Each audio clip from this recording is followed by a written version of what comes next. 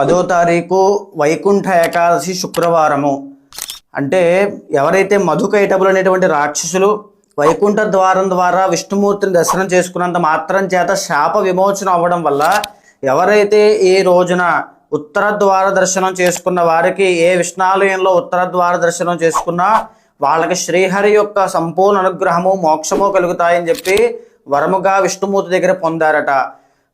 మన శరీరంలో ఉండేటువంటి 5 జ్ఞానేంద్రియాలు, 5 కర్మేంద్రియాలు, మనస్సు కలిపి ఏకాదశ ఇంద్రియములను శ్రీహరికి సమర్పించేటువంటి ఏకైక అవకాశం దొరికే